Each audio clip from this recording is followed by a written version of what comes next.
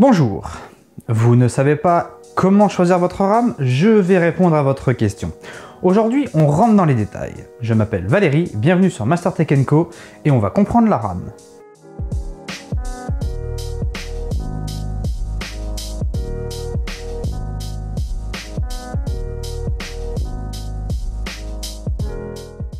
Le mot RAM veut dire Random Access Memory, ou en français, mémoire à accès aléatoire. Et pour ce qui est des mots DDR3 ou DDR4, eh bien c'est tout simplement Double Data Rate et le chiffre correspond à la version, la dernière version étant de la DDR4. Pour la petite histoire, les RAM que vous pouvez acheter s'appellent DDR SDRAM, soit Double Data Rate Synchronous Dynamic Random Access Memory.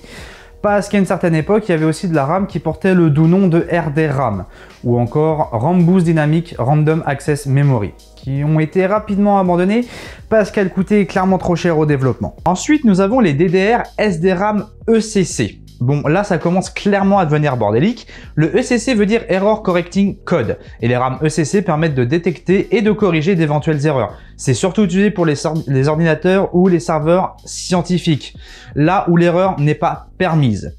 Si vous voulez vous amuser à prononcer le nom complet, le voici. Double Data Rate Synchronous Dynamic Random Access Memory Error Correcting Code. Ou sinon, vous dites juste le mot RAM, c'est beaucoup plus simple.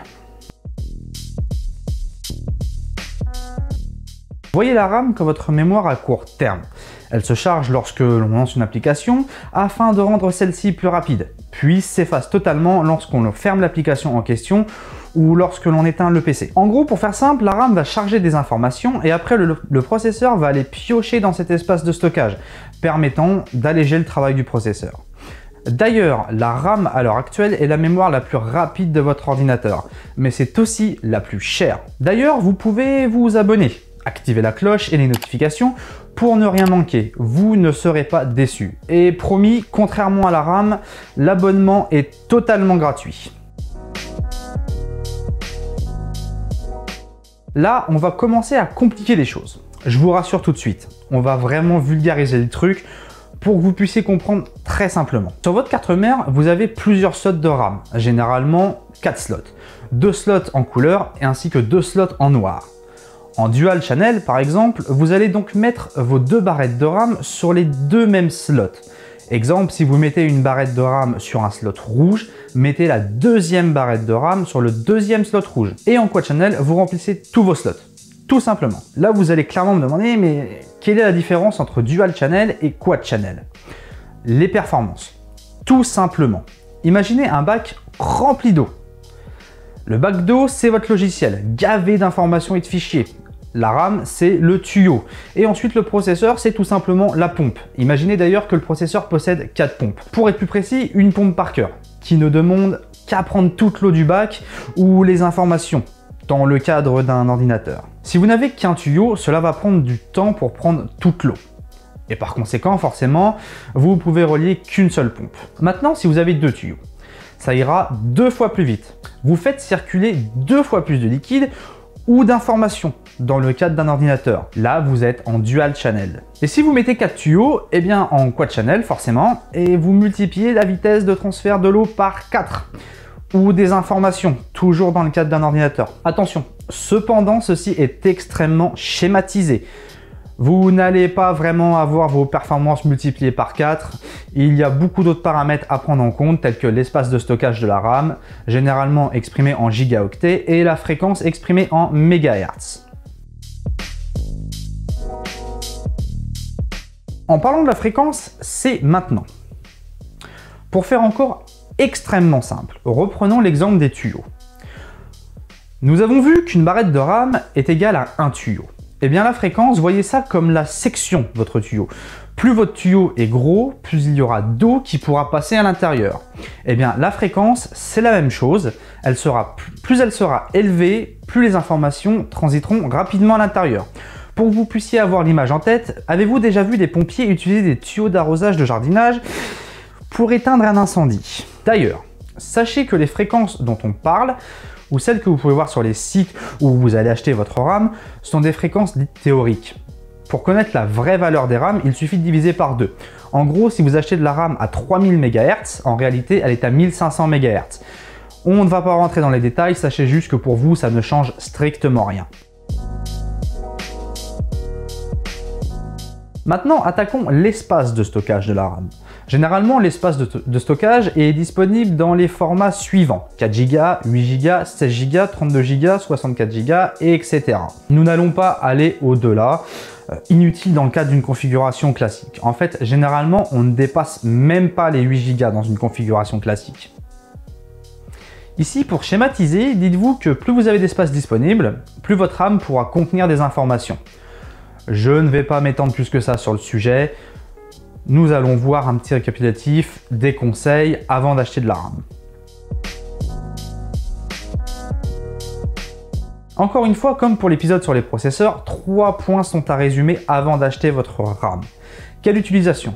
Bureautique, jeux vidéo ou calcul lourd? On va partir du principe où vous voulez monter un PC de dernière génération, compatible avec de la DDR4. Pour faire de la bureautique, théoriquement, 4 Go de RAM suffisent amplement. Cependant, j'ai vu énormément de personnes se plaindre de la vitesse de leur PC, entre les 56 000 logiciels installés, autant de processus en arrière-plan, des antivirus qui bouffent de la RAM, le Windows et des virus, vous pouvez monter à 8 Go pour avoir un petit peu de confort. Le tout en dual channel, soit 2 barrettes de 4 Go et en termes de fréquence 2133 MHz. Sachez que vous restez dans un tarif faible de 50 à 90 € pour de la bureautique. C'est clairement du budget confort. Sachez qu'en théorie, avec ce genre de RAM, vous pouvez clairement tout faire. Montage vidéo, jeux vidéo, etc. Mais à l'heure actuelle, sur de la DDR4, impossible de descendre en dessous de 2133 MHz. Et avec ce genre de RAM, vous pouvez mettre un i3 ou un Ryzen 3. Pour du gaming, 8 Go minimum, et je parle vraiment du minimum. Et potentiellement 16 Go pour des performances maximum. Au niveau des fréquences, je recommande du 3000 MHz, vous restez sur du dual channel, soit 2 barrettes de 8 Go. Côté prix, 100 € pour 16 Go à 3000 MHz en dual channel. Je précise aussi que vous pourrez bien entendu commencer à faire des vidéos, streaming, etc. avec ce genre de RAM. Avec ce genre de RAM, vous pouvez mettre un processeur Intel Core i5 ou un Ryzen 5, ou encore un i7 et un Ryzen 7. Et pour les configurations faites pour les calculs lourds, prenez les mêmes fréquences, soit environ de 3000 à 4000 MHz, montez juste en espace de stockage, 32 Go ou 64 Go, et passez en quad channel. Attention toutefois, côté prix, vous serez entre 500 et 1000 €. Oui, ça commence à faire cher, mais bon, là ce qu'on cherche, c'est les performances. Avec ce genre de RAM, i9 ou Ryzen 9. Au niveau des marques, elles se valent toutes plus ou moins. Cependant, j'ai une préférence pour les marques G-Skill et Corsair. Vérifiez la compatibilité processeur. Comme dit dans la vidéo sur comment choisir son processeur, c'est juste ultra important. Si votre processeur ne gère que 16 Go de RAM, n'achetez pas 32 Go. Ça ne sera pas détecté. Idem pour les fréquences. Votre processeur peut gérer certaines fréquences. Et si vous allez au-delà, eh bien vos RAM seront bridées ou au pire, ça ne fonctionnera pas non plus. Pareil pour les cartes mères. Les mêmes points sont à vérifier que pour votre processeur. Et exactement les mêmes raisons. Faites donc ultra attention. Petite astuce pour ceux qui veulent rajouter de la RAM en plus de la RAM qu'ils ont déjà à l'heure actuelle. Vous devez absolument choisir la même marque, la même fréquence et le même volume de stockage. Vous devez prendre exactement le même modèle qu'à l'heure actuelle. Idem si vous achetez de la RAM aujourd'hui et que vous les mettez sur vos 2 slots rouges. Si un jour vous décidez de racheter de la RAM, vous devez prendre les mêmes. Vous ne devez pas mélanger les RAM sur les slots. Les 2 anciennes, vous les mettez sur les slots de couleur et les 2 nouvelles sur les slots noirs, par exemple. N'allez pas les mélanger, ça risquerait de créer un conflit et votre PC pourrait ne plus démarrer ou certaines barrettes mémoire ne seraient tout simplement pas reconnues. Bref, tout ce que ça fait, c'est le bordel.